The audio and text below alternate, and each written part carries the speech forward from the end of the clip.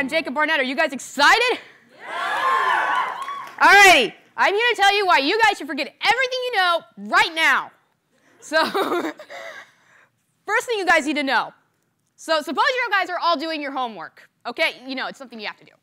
And you're doing great on your homework, you're getting great grades, and you're getting fabulous prizes such as, you know, Benjamins and all this great stuff. I'm here to tell you you're doing it all wrong. That's right, I did just say that. You're doing it all wrong. In order to succeed, you have to look at everything with your own unique perspective. Okay? What does that mean? That means that when you think, you must think in your own creative way, not accepting everything that's already out there. By the way, the people I'm showing in the background are my little brothers, Ethan and Wesley. One of them's a chemist and the other one's a meteorologist. So your perspective might be the only way you can see art or history or music or whatever. So let me show you one of the ways in which I can see math. So for example, that's 32, and the rotations represent addition, subtraction, division, multiplication, etc. So today, my main reason I'm coming out here is to do some quantum mechanics, okay? So today what we're going to do is we're going to do the Schrodinger equation, split it into a time-dependent and a time-independent component, and we're going to solve it for the boundary conditions of a lattice and a particle in a box. So let's get to work. So I have some lecture notes, which I'd like you guys to pass out. I'm going to split them into 2 rows, so if I can have some people come up and get these. No, wait. Before you come up here, I need to let you know about something very quickly. Okay, just stay there. I'm kidding. I didn't.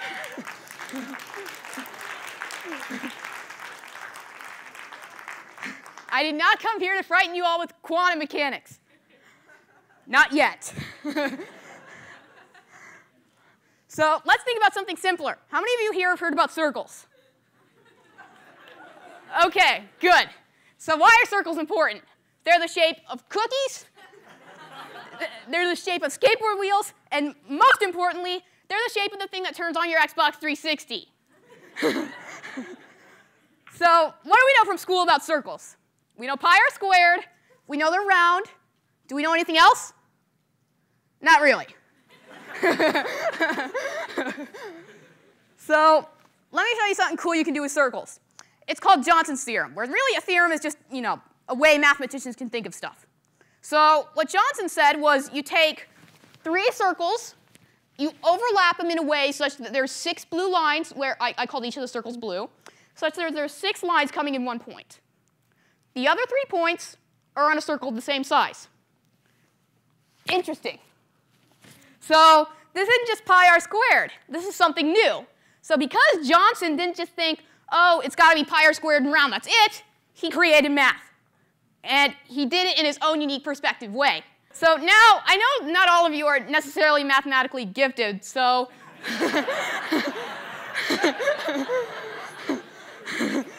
so let's move on to some more interesting stuff.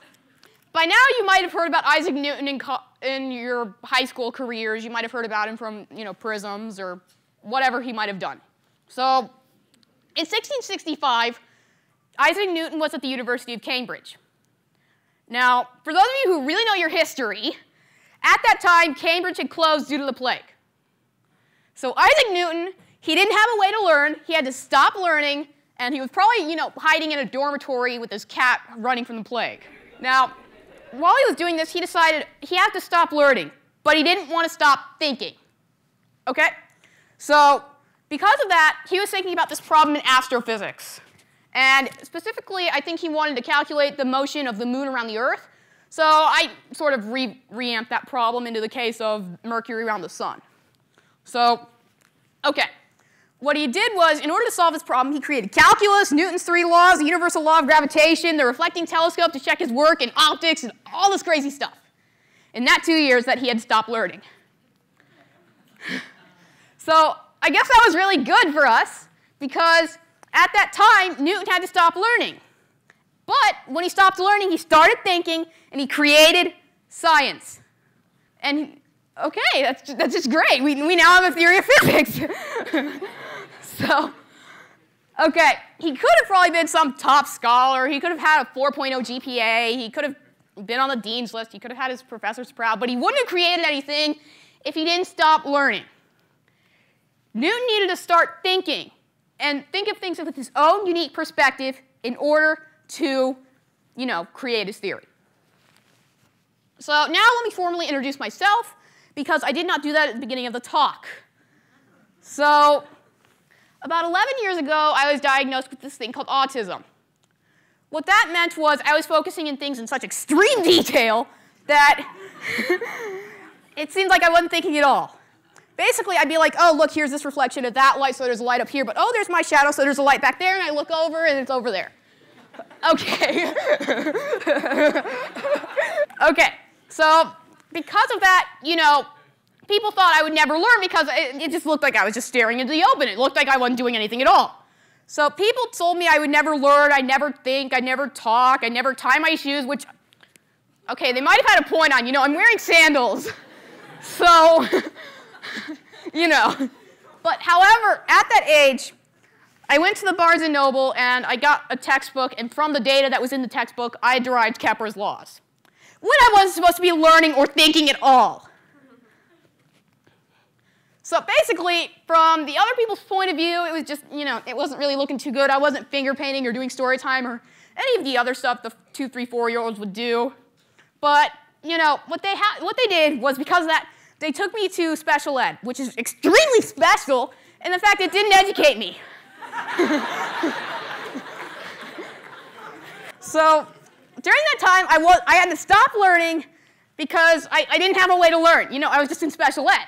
So what they would do is, OK, so I wasn't able to learn anything at all. However, at that age, I started thinking about things in sort of the way of, all these shadows. And I think that's why I like astrophysics and physics and math today. Because I had to stop learning. I believe that's why I do what I do today. OK, so let me continue about gravity. OK? So, it's a very exciting topic for those of us who are in physics. So let me continue. Now, what happened was, about a couple of centuries later, the physicists had enough experimental technology to test Newton's orbit. Now, Newton predicted that the orbit of Mercury was an oval, or scientists like to say, an ellipse. However, when we pointed our telescopes out, we saw that thing. So, OK, for those of you who are scientists, that's extremely exaggerated, but OK. This was not looking good. Newton had failed. One of the greatest physicists of all minds had failed. He failed. So we need someone else, just like Newton had done, to forget everything they knew and, recreate this. That man's name was Albert Einstein. Albert Einstein, what he would do, he was also, he was stopped in his tracks. He was not doing very well. He was Jewish, and it was pre-Nazi Germany, so he was not able to get a position at the local university. He had to work at a patent office, which, OK, that's not theoretical physics, and we're talking about Einstein here. So, yeah. What happened was Einstein, he had all this time to think all of a sudden. He had to stop learning, but he had all this time to think.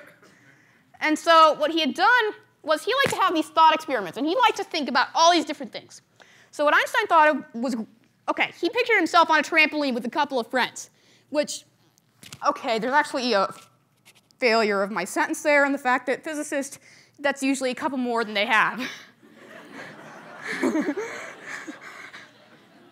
So Isaac Newton was probably on Albert Einstein was probably on the trampoline with one of his friends, and, they were probably playing some, I don't know, tennis or something.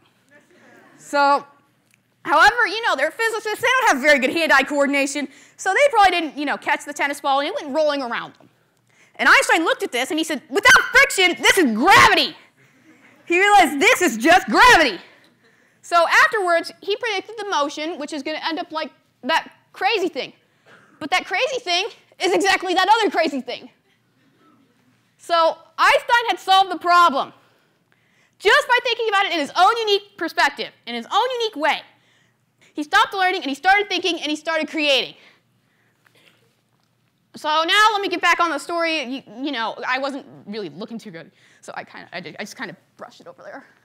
So about 3 years ago, there was a calculus class I wanted to sit in the back of, so I decided in order to sit in the back of this, I am going to learn algebra, trigonometry, all the other middle school stuff, all the high school math, and first-year undergrad calculus in 2 weeks, so I can sit in the back of this class.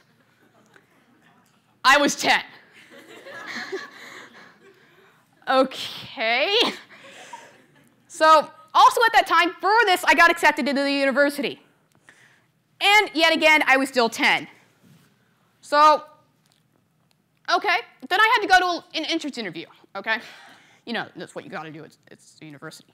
So, I had to go to this entrance interview, and because of parking, I had all these coins, and, you know, I dropped them all over the guy's office, making him think I had no common sense, and he pretty much held me back for a semester. So I also had to stop learning at that time. Okay, what did I do? Did I stop learning and just, you know, start playing video games and stuff? No! I started thinking about shapes. And I was thinking about the specific problem in astrophysics that I was really interested in at that time, which I still kind of am. Now, what I did was, over the next 2 weeks, I started thinking about these shapes, I started thinking about this problem, and after a while, I had solved it. So I had solved this problem in astrophysics, which basically it's similar to, you know, what's happening with Einstein and Newton right now. I'm not going to tell you the exact problem due to the fact that I have not published it yet. When my paper gets published, you may figure out about it. For those of you who read scientific papers. Okay, so I thought about all these problems, and you know, I only had a 500 sheet thing of paper from Offsmax, and since I was thinking of all these multidimensional things, it filled them up really quickly. So then I moved on to whiteboards, because I was out of paper. But the whiteboard, it also filled up pretty quickly, you know. So then I moved on to my parents' windows. After that, I just got getting chased down by all this Windex and stuff, and you know, my equations would get erased by these horrible Windex creators, but so because of that, after about a month or so, my parents realized I wasn't going out to the park and I was just drawing these weird shapes on the windows. And basically, I was trying to disprove myself. You know, I didn't want to end like Newton. I did not want to, you know, be proven 100 years down the road, disproved. So what I did was I was going on the windows, I was trying to disprove myself, but to no avail. After that, my parents, you know, they figured I should be on the park, so they called some guy up at Princeton, and they told him to disprove what I was doing. Unfortunately, that wasn't the case, and he said I was on the right track, so not going to the park.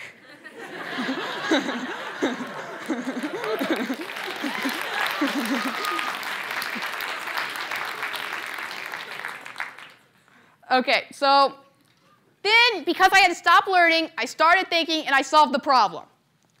After that, I decided to create a calculus video for other people who wanted to still do calculus, the 3 others out there, and so that way they could also learn. Okay, so I made this calculus video.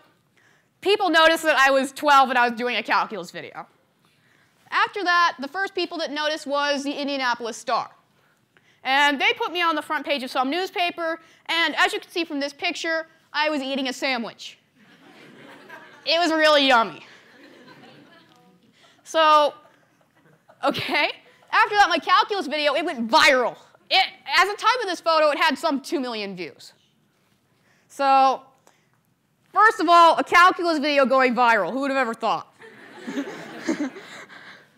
So, after that, it got translated into whatever this language is. Is there anybody who can tell me what language this is? I can't read it. Okay, it's Chinese. Okay, good to know. So then after that, I had some guy from Fox TV called me up, and I was able to draw on his windows, and he was Glenn Beck. The thing special about that experience is that the windows were huge, 23 floors above the ground, and overlooked the Chrysler Building. So that was a fun experience. Then after that, I started having some really strange visitors show up to my house. I had Morley Safer show up, and he's from CBS 60 Minutes.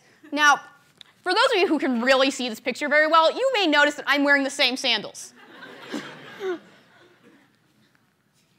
So, okay, now let us sort of recap what we've done.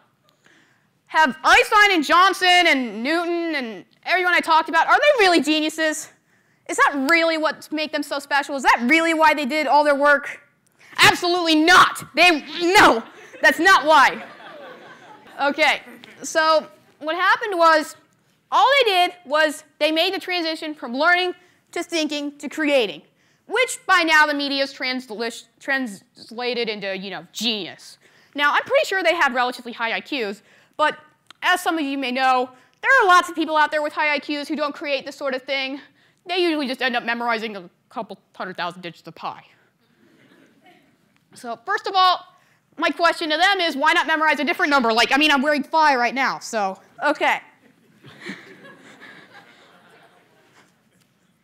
So in conclusion, I'm not supposed to be here at all. I was told that I wouldn't talk.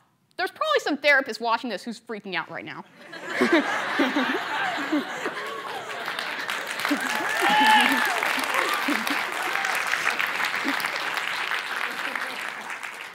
Okay, I'm not supposed to be talking, I'm not supposed to be learning, but because I made that transition from learning to thinking to creating, I am here today. And I'm talking to some 400 to 800 people in New York. Okay, now, what do I want you guys to get out of this speech? Okay, what I want you guys to do is, for the next 24 hours, I know you guys may have school or whatnot, even though it's a Saturday. For the next 24 hours, don't learn anything. You are not allowed to learn anything for the next 24 hours. Yes. However, what I'd like you to do is I'd like you to go into some field. You all have some passion. I don't know about it. I've been talking to you for 11 minutes. I have no idea what you guys are interested in. But you guys have some passion all out there, and you all know what it is. So I want you to think about that field instead of learning that field. And instead of being a student of that field, be the field, whether it's music or architecture or science or whatever. And I want you to think about that field, and who knows, maybe you can create something. Thank you very much. I'm Jacob Barnett.